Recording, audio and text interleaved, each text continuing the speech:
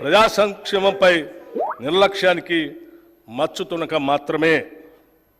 ఇటువంటి నిర్లక్ష్య వైఖరి వలన అటు ఉద్యోగులు, పెన్షనర్లు మాత్రమే కాక సామాన్య ప్రజలు ప్రభుత్వ పథకాలపై ఆధారపడిన అభాగ్యులు, పేద ప్రజలు చెప్పుకోలేని కష్టాలు పడ్డారు.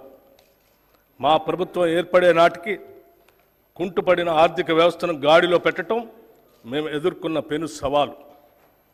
తలకు మించిన రుణభారం ఉన్నప్పటికీ దోబరా ఖర్చులు కట్టడి చేసి ఆర్థిక క్రమశిక్షణతో పాలన ప్రారంభించాం.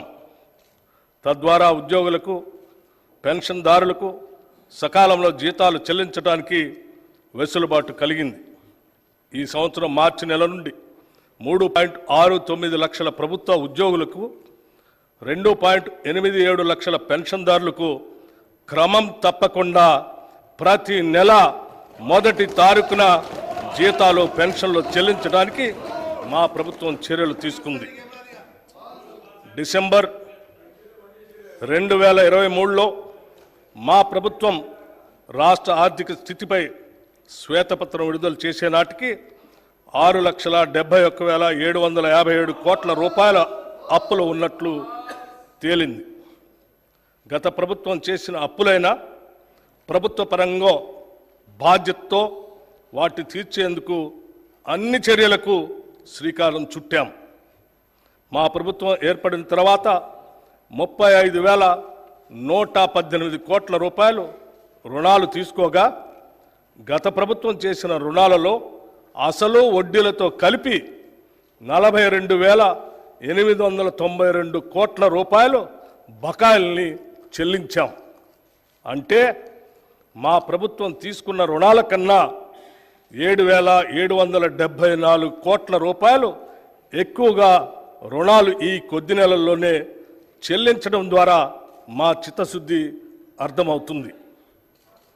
గత ప్రభుత్వం నిర్వాహకం వల్ల చివరికి అప్పులు కట్టడానికి కూడా అప్పులు తీసుకునే పరిస్థితికి రాష్ట్రం దిగజారింది.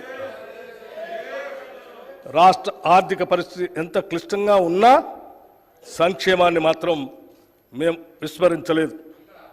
డిసెంబర్ నుండి నేటి వరకు 34,579 కోట్ల రూపాయలు వివిధ పథకాలపై ఖర్చు చేశాం.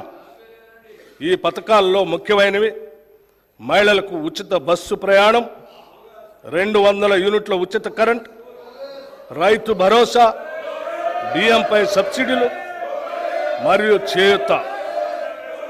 సంక్షేమంతో పాటు మూలధన వ్యయానికి, క్యాపిటల్ ఎక్స్పెండిచర్ కూడా అదనంగా 19,456 కోట్ల రూపాయలు ఖర్చు చేశాం. తెలంగాణ రాష్ట్రం ఏర్పడిన 10 ఏళ్ల తర్వాత వాస్తవానికి దగ్గరగా ప్రణాళికాబద్ధమైన బడ్జెట్ను తొలిసారిగా మా ప్రభుత్వం 2024 ఫిబ్రవరి 10న శాసనసభలో ప్రవేశపెట్టడం జరిగింది. గత దశాబ్ద కాలంలో నియామకాల విషయానికి వస్తే రాష్ట్ర నిరుద్యోగ యువత కన్న కలలు కలలైపోయాయి. కొత్త ఉద్యోగాలు సృష్టించమనే మాట ఉంచితే ఉన్న ఉద్యోగాల నియామక ప్రక్రియల్లో